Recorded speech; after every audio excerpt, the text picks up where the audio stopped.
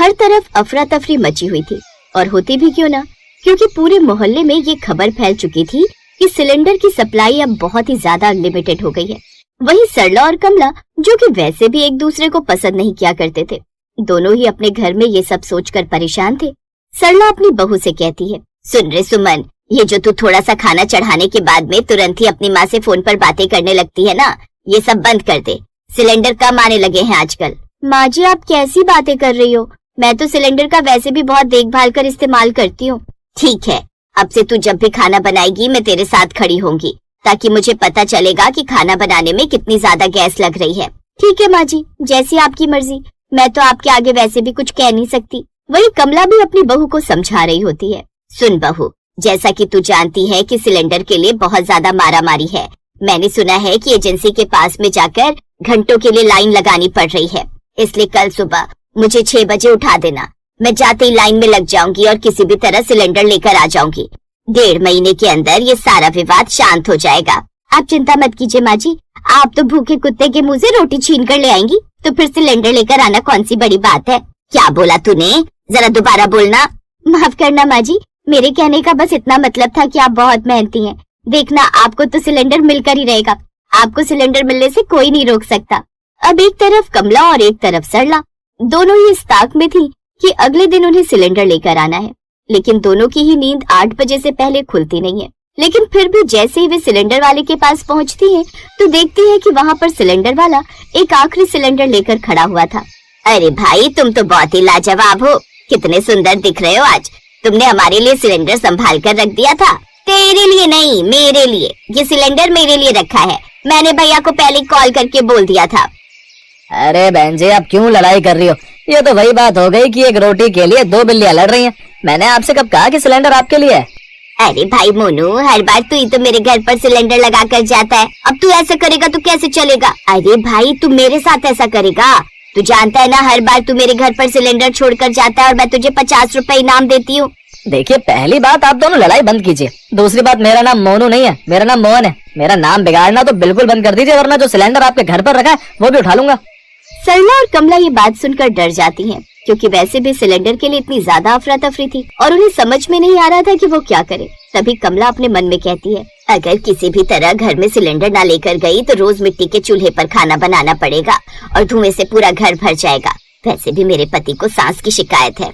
वही सरला भी अपने मन में सोच रही होती है, अगर मैं अपने घर में सिलेंडर ना लेकर गई तो मेरी बहू तो बिजली वाला चूल्हा लेकर आ जाएगी। अब बिजली का बिल भरने में ही हम लोग की हालत टाइट हो जाएगी। मुझे किसी भी तरह सिलेंडर को लेकर जाना ही होगा। दोनों ही अपने मन में ये सब सोच रही होती हैं।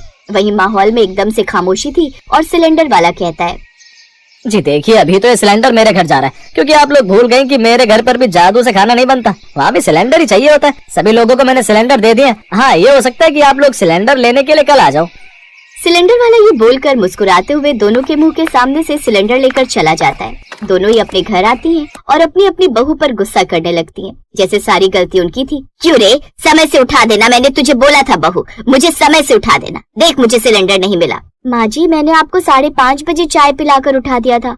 अब आप चाय पीने के बाद में दोबारा सो गई, तो इसमें मेरी क्या गलती है? सुन, सिलेंडर वाले ने बोला है कि कल भी कुछ सिलेंडर आने वाले हैं।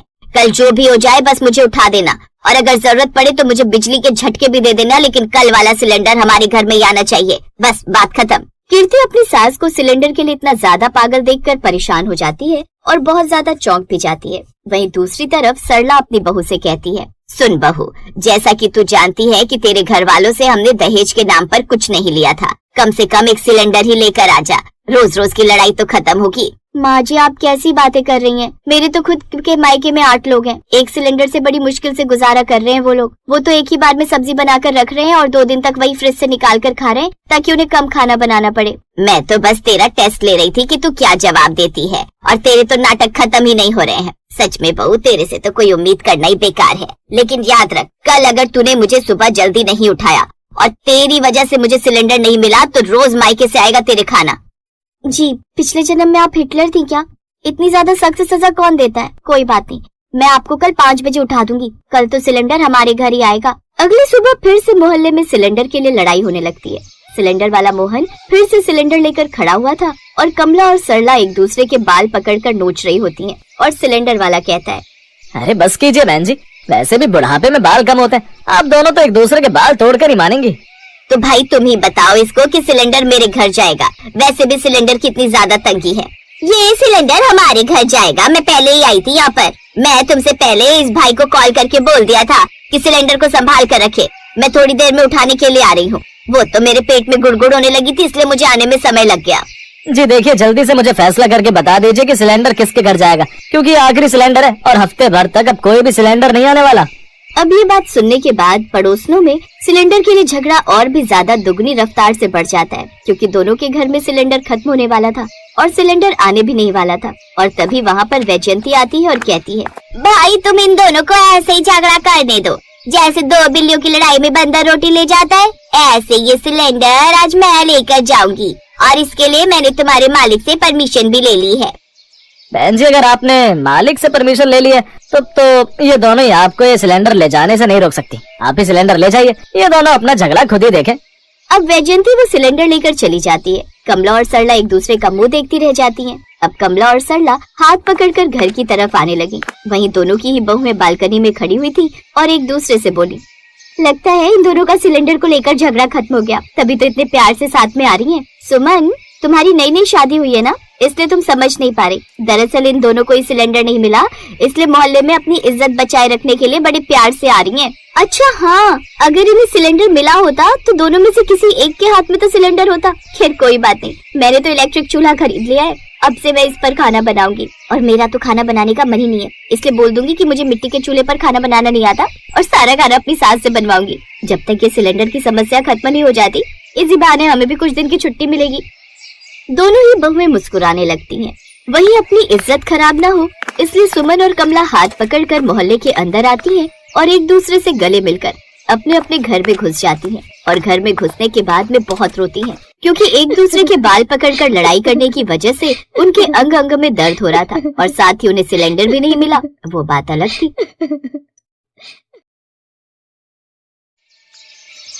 झुमरी गुस्से में बेलन लिए दरवाजे पर खड़ी थी। कम से कम उसने 50 बार तो एक ही बात अपने बच्चों से दोहरा दी थी, आज आने दो तुम्हारे बापू को, इतने बेलन पड़ेंगे ना कि खोपड़िया का चकला बन जाएगा। तुम दोनों क्यों हंस रहे हो? माँ, तुम रोज ऐसे बेलन लेकर एक ही डायलॉग बोलती हो, पर बापू जैसे ही आते हैं तुम सारा गुस्सा भूलकर उन्हें रोटी देने लगती हो। वही तो माँ, तुम हमसे तो कह देती हो बापू आएंगे तो ये करूंगी वो करूंगी, पर करती कुछ नहीं हो। तुम दोनों ज्यादा नहीं बोलने लगे? अभी बताती हो तुम दोनों को। तुम्हारे बापू को बाद में बेलन पड़ेंगे, पहले तुम दोनों की पिटाई करनी जरूरी है। झुमरी बेलन लेकर बच्चों के पीछे दौड़ी, तभी रमेश आ गया। झुमरी, अरे अरे क्या कर रही है? बापू आज माँ बेलन से सबके सिर का चकला बना देगी। आ गए तुम? और ये क्या इतनी देर से क्यों आए हो? और दिख रहा है तुम आज फिर पीकर आ गए हो। अरे ज्यादा कहा, थोड़ी सी तो पिए। ला जल्दी से खाना लगा दे, बहुत जोरों की भूख लगी है। खाना होगा तभी लगाऊंगी ना, बोला था ना घर में राशन खत्म हो रहा है, बनिए की दुकान से लेते आना। तुम्हें मैंने पैसे भी दिए थे राशन लाने के। वो तो हाँ, तुझे बताना भूल गया। सुबह जब से घर से निकला तो रास्ते में पैसे कहीं गिर गए, क्या करता, खाली हाथ लौटना पड़ा। रमेश की बात सुनकर झुमरी गुस्से में आ गई और घर छोड़कर जाने लगी। बस और कितना झूठ बोलोगे? ये क्यों नहीं कहते कि तुमने उन पैसों से बोतल खरीद ली? अब मैं इस घर में एक पल भी नहीं रहूंगी। चलो बच्चों, हम यहाँ नहीं रहेंगे। अरे झुमरी सुन तो, गुस्सा थूक दे, कल मैं पक्का राशन लेकर आऊंगा। इतनी सी बात पर घर छोड़कर थोड़ी जाते हैं। तेरे और बच्चों के सिवा मेरा है कौन? मैं तो तुम सबके बिना रह ही नहीं सकता। अगर इतना ही है तो तुम ऐसी हरकत करते ही क्यों हो? बैठो, मैं सबके लिए चावल रखे वही बना लाती हूँ। और हाँ, कल नहीं लाए ना तो मैं सच में चली जाऊंगी। झुमरी का परिवार एक छोटे से खेत पर निर्भर था। रमेश खुद तो खेती करता नहीं था, इसलिए झुमरी ने वो खेत एक किसान जिसका नाम था नंदू, उसे किराए पर दिया हुआ था। एक दिन रमेश थोड़ा ज्यादा नशे में था। नंदू की नजर बहुत समय से रमेश के खेत पर थी। वो चाहता था कि किसी तरह रमेश का खेत हथिया ले। आज उसके पास मौका था। देख रमेश, तू फायदे में रहेगा। 2 बोरी आटा दो और 2-2 बोरी दालें तुझे बंजर खेत के बदले दे रहा हूँ। और वैसे भी तेरे खेत पर कोई अनाज नहीं उगता, मुझे देगा तो तू फायदे में रहेगा। खरीद ले। अब कह तो ठीक रहे, राशन तो हमारे काम आ जाएगा, पर ये खेत है ही बेकार। चल ठीक है, मैं तुझे खेत बेच रहा हूँ, ला बदले में आटा और दाल दे दे। नंदू ने 4-5 गाँव वालों के सामने ये बात रमेश से बुलवा ली। देखो भाइयों, तुम सब गवाह हो इस बात के कि रमेश अपनी मर्जी से अपना खेत मुझे दे रहा है और बदले में मैं इसे राशन दे रहा हूँ। रमेश नंदू को खेत का मालिक बनाकर राशन लेकर खुशी खुशी घर तो पहुंचा, पर जब झुमरी को सच पता चला तो वो सिर पीट कर रह गई। हे भगवान, खेत बेचाए उस बेईमान को। अरे लूट लिया उसने तुम्हें। इतने बड़े खेत के बदले ये जरा सा राशन दे दिया। अब ये राशन तो खत्म हो जाएगा, खेत कहाँ से आएगा? वो तो पूंजी थी हमारी, तुम उस पूंजी को ही गवाए। अरे मैं नशे में था, मुझे होश ही कहा था। अब मैं क्या करूं? अब तो खेत गया हाथ से। एक खेत का ही सहारा था, वो भी छिन गया। अब क्या ये रोटी दाल बनाकर सड़क पर बैठ कर बेचूं? झुमरी गुस्से में राशन के बोरों की तरफ देख रही थी। अनजाने ही उसने अपने मुंह से कुछ ऐसा कह दिया था जिसके बारे में वो दोबारा सोचने लगी। इसका मतलब मैं ऐसा कर सकती हूँ। अब मेरे पास बस एक यही रास्ता है जिससे घर का खर्चा निकल सकता है। खेत तो अब हमारा रहा नहीं, पर ये आटा दाल तो हमारे हैं। शाम को झुमरी बाजार गई और 2 बड़े पतीले और एक तंदूर खरीद लाई। माँ, ये सब किस लिए है? माँ, हमारे घर आज कोई दावत है क्या? बच्चों, ये सब मैं अपने ढाबे के लिए लाई हूँ। ढाबा? माँ, जहाँ खाना मिलता है आपके ढाबे पर भी खाना मिलेगा? हाँ, बिल्कुल ठीक पहचाना। मैं गांव के बाहर वाली सड़क पर एक ढाबा खोल रही हूँ जिसका नाम होगा झुमरी का ढाबा। ये अचानक तेरे दिमाग में कैसा फितूर उठाया झुमरी?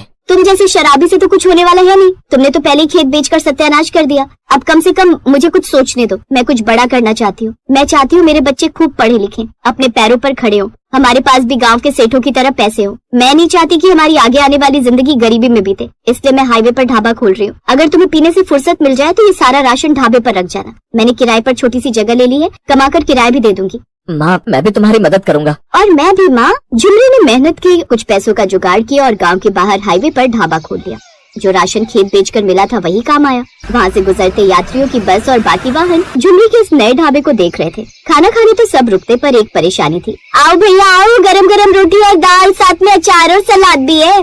झुमरी, तुम्हारे यहाँ की दाल रोटी तो बहुत स्वाद है, पर एक परेशानी है। तुम यहाँ पर एसी लगवा लो। वो वहाँ सामने बड़े ढाबे पर एसी लगा हुआ है, इसीलिए सभी ग्राहक वहाँ जाते हैं। साहब, अभी नया नया शुरू किया है ना, इतना पैसा नहीं लगा सकती। धीरे धीरे वो भी हो जाएगा। जब रमेश ने देखा कि झुमरी बच्चों के साथ अकेली मेहनत कर रही है तो वो भी अब कभी कभी ढाबे पर बैठने लगा। पर अभी भी झुमरी का ढाबा हाईवे के बाकी ढाबों से कम चल रहा था। एक दोपहर झुमरी ढाबे पर ग्राहकों को खाना दे रही थी। तभी एक आदमी अपनी पत्नी के लिए, जो कि माँ बनने वाली थी, सड़क पर मदद बुलाने लगा। किसी भी ढाबे वाले ने आगे बढ़कर उस आदमी की मदद नहीं की। सब अपने ग्राहकों को देखते रहे। कोई तो होगा जो मेरी मदद करे। मेरी पत्नी माँ बनने वाली है, हमारे पास कोई सुविधा नहीं है, हमारी मदद कीजिए। झुमरी की नजर मदद के लिए पुकारते उस आदमी पर गई। सुनो जी, तुम ढाबा संभालो, मैं अब भी आती हूँ। झुमरी, क्यों किसी के फटे में टांग अड़ा रही है? अपना ढाबा देख। ऐसे किसी की मदद करना ठीक नहीं। देख, कोई भी मदद को नहीं आ रहा, तो क्यों जा रही है फिर? इसलिए क्योंकि पहले मैं एक औरत हूँ, दूसरी औरत की मदद करना मेरा फर्ज है, और साथ में मैं एक इंसान भी हूँ, और इंसानियत के नाते इस समय उनकी मदद करना मेरी सबसे पहली जिम्मेदारी है। झुमरी ने उस आदमी की मदद की और झुमरी उन्हें अपने ढाबे पर ले आई। झुमरी ने तुरंत रमेश को गांव से दाई माँ को बुलाने भेजा।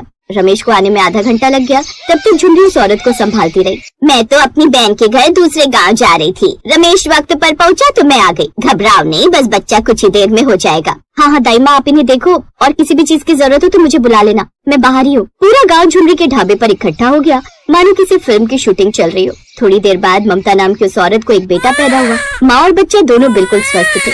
बहन, बहुत बहुत धन्यवाद। आपने सचमुच आज हमारी मदद करके हमें विश्वास दिला दिया कि आज भी इंसानियत जिंदा है। भैया, इसमें धन्यवाद की कोई बात नहीं, ये हमारा फर्ज था। तुम बहुत अच्छी हो झुमरी, तुमने हमारे लिए बहुत कुछ किया। मैं कुछ नहीं करती, सब करने वाला भगवान है। महेंद्र नाम के उस आदमी को झुमरी का नेचर बहुत अच्छा लगा। उन्होंने महसूस किया कि पहले भी वो उस रास्ते से कई बार गुजरे, एसी ढाबों पर रुके, लेकिन वो ढाबे वाले बड़े दिल वाले नहीं थे जितनी की झुमरी छोटे से ढाबे वाली, लेकिन बड़े दिल वाली थी। महेंद्र जानता था कि झुमरी ने उसकी मदद की, वो भी उस समय जब वो परेशानी में था। कुछ दिनों बाद ही महेंद्र ने झुमरी के ढाबे को एक 5 स्टार होटल जैसा सुविधाजनक बनवा दिया। झुमरी के ढाबे पर अब दिन रात यात्रियों की भीड़ रहती थी। झुमरी के अच्छे कर्मों का फल उसे मिला और आज उसके वो सारे सपने पूरे हो गए जिनके बारे में वो अक्सर सोचा करती थी।